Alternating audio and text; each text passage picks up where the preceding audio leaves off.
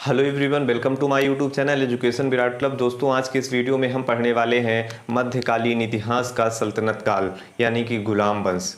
दोस्तों, अगर चैनल को सब्सक्राइब नहीं किया तो चैनल को सब्सक्राइब कर लें, बेल आइकन को प्रेस करना ना भूलें। दोस्तों, आज हम बात करने वाले हैं सल्तनत काल 1206 ईस्वी से स्टार्ट होता है गुलाम वंश। जो पहला हमारा मुख्य बिंदु है, एक शब्द में हम इसका आंसर जानेंगे। जो पहला हमारा मुख्य बिंदु है कि गुलाम वंश की स्थापना कब और किसने की थी। दोस्तों, तो गुलाम वंश की स्थापना 1206 ईस्वी में किसने की थी? कुतुबुद्दीन ऐबक ने की थी। इसका आंसर होगा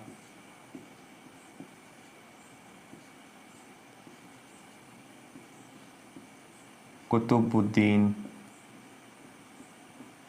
ऐबक। इसका आंसर है दोस्तों कुतुबुद्दीन ऐबक। दूसरा है कि कुतुबुद्दीन ऐबक कौन था। दूसरा जो हमारा क्वेश्चन है कि कुतुबुद्दीन ऐबक कौन था, तो यह दोस्तों मोहम्मद गौरी का गुलाम था। यह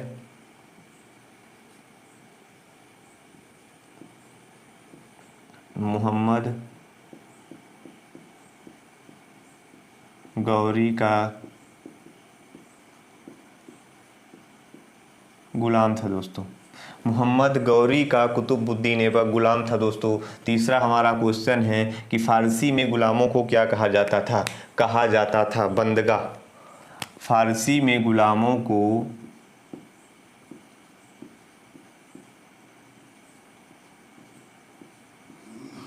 बंदगा कहा जाता था दोस्तों। अगला जो हमारा चौथा जो हमारा क्वेश्चन है कि कुतुबुद्दीन ऐबक ने अपना राज्याभिषेक कब कराया था दोस्तों? तो कुतुबुद्दीन ऐबक ने अपना राज्याभिषेक 24 जून 1206 में 24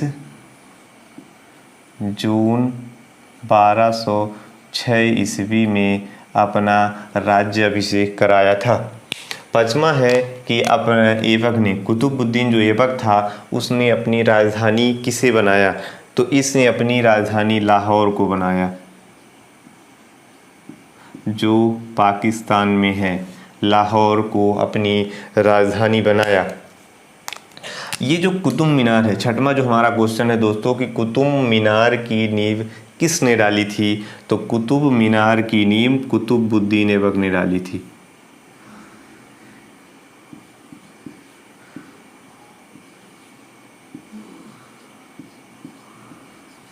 कुतुबुद्दीन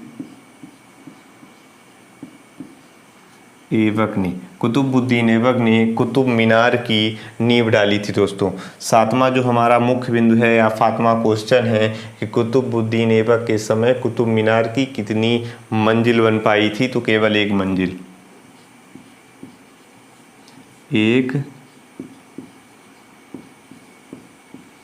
एक मंजिल बन पाई थी दोस्तों, केवल एक मंजिल बन पाई थी दोस्तों।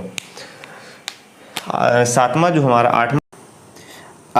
हमारा क्वेश्चन है दोस्तों कि इल्तुमिश ने कुतुब मीनार को कितने मंजिल करा दिया था? इल्तुमिश ने कुतुब मीनार को कितने मंजिल का करा दिया था दोस्तों? तो इसका आंसर होगा इल्तुमिश ने कुतुब मीनार को 4 मंजिल करा दिया था। 4 मंजिल करा दिया था। नौवां जो हमारा क्वेश्चन है दोस्तों कि इल्तुमिश ने कुतुब मीनार की ऊंचाई कितने फीट करा दी थी? तो इल्तुमिश ने दोस्तों कुतुब मीनार की ऊंचाई 225 फीट करा दी थी। इल्तुमिश ने कुतुब मीनार की ऊंचाई 225 फीट करा दी थी दोस्तों। बिजली गिरने के कारण 10वां हमारा क्वेश्चन है कि बिजली गिरने के कारण कुतुब मीनार की कितनी मंजिल नष्ट हो गई थी? केवल एक मंजिल यानी कि चौथी मंजिल नष्ट हो गई थी दोस्तों। चौथी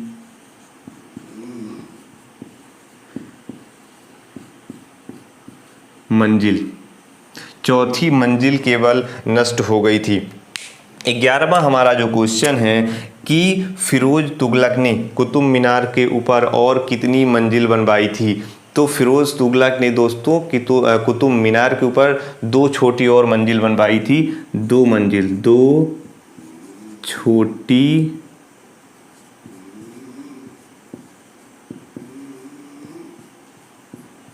मंजिल, 2 छोटी मंजिल। 12वां हमारा क्वेश्चन है दोस्तों, 12वां क्वेश्चन है कि फिरोज तुगलक के निर्माण के बाद कुतुब मीनार कितने मंजिल हो गया था। फिरोज तुगलक के निर्माण के बाद कुतुब मीनार जो था 5 मंजिल का हो गया था, 5 मंजिल का हो गया था दोस्तों, 5 मंजिल का हो गया था। 13वां हमारा जो क्वेश्चन है दोस्तों कि फिरोज तुगलक ने कुतुब मीनार को कितने फीट बढ़वा दिया था और उसकी ऊंचाई कितनी हो गई थी। फिरोज तुगलक ने उसमें 9 फीट बढ़वा दिया था। फिरोज तुगलक ने कुतुब मीनार को कितनी फीट बढ़वा दिया, फिर उसकी ऊंचाई तो 9 फीट बढ़वा दिया था, 9 फीट बढ़वा दिया था। और 225 में +9 ऐड करने के बाद यह हो गया था 234 फीट।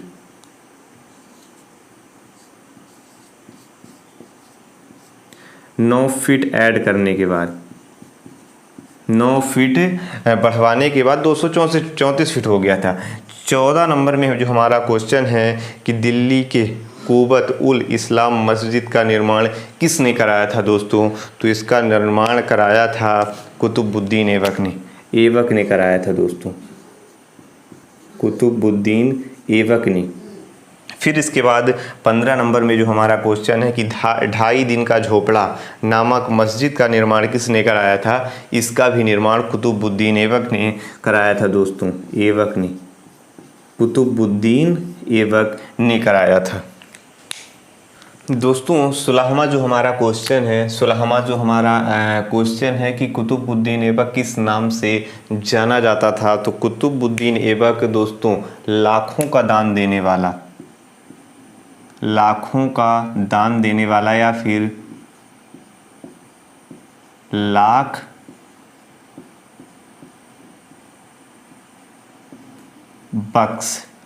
बख्श कह सकते हैं, या फिर लाखों का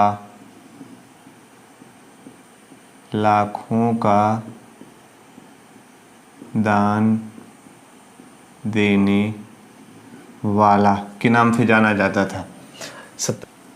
प्राचीन नालंदा विश्वविद्यालय ध्वस्त कराने वाला कौन था। बख्तियार खिलजी था।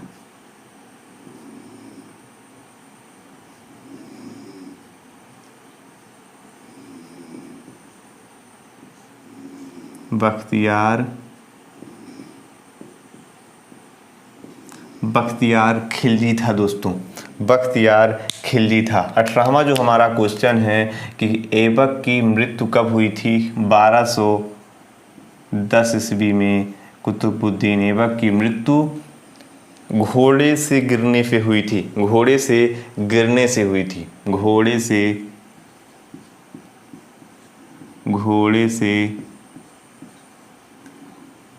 घोड़े से गिरने से।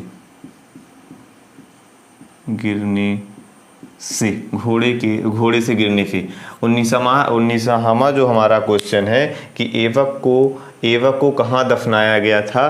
तो ऐबक को लाहौर में दफनाया गया था, लाहौर में दफनाया गया था। 20वां जो हमारा इम्पोर्टेंट क्वेश्चन है दोस्तों कि ऐबक का उत्तराधिकारी कौन था जिसने केवल 8 महीने तक शासन किया। तो ऐबक का उत्तराधिकारी आराम शाह था। आराम शाह था दोस्तों, जिसने केवल 8 महीने तक ही शासन किया था। 21वां जो हमारा इम्पोर्टेंट क्वेश्चन है कि आराम शाह की हत्या किसने की थी। इल्तुमिश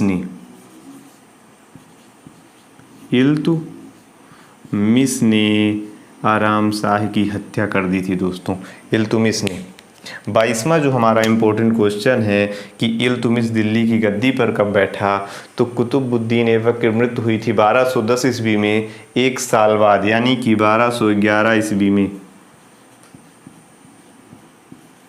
1211 ईस्वी में इल्तुमिश दिल्ली की गद्दी पर बैठा था।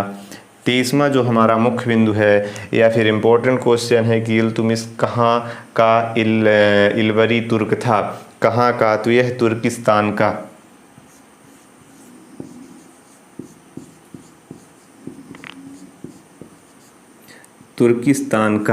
तुर्किस्तान का इल्बरी तुर्क था दोस्तों। अब ये है कि इल्तुतमिश कौन था। इल्तुतमिश कौन था? तो यह कुतुबुद्दीन ऐबक का गुलाम एवं दामाद था। कुतुबुद्दीन ऐबक का, तो यह ऐबक का गुलाम था पहले, फिर दामाद बना था। तो गुलाम प्लस दामाद था दोस्तों। आखिरी जो हमारा इम्पोर्टेंट क्वेश्चन है कि ऐबक की मृत्यु के समय इल्तुतमिश कहाँ का गवर्नर था। इल्तुतमिश कहाँ का गवर्नर था? तो यह बदायूं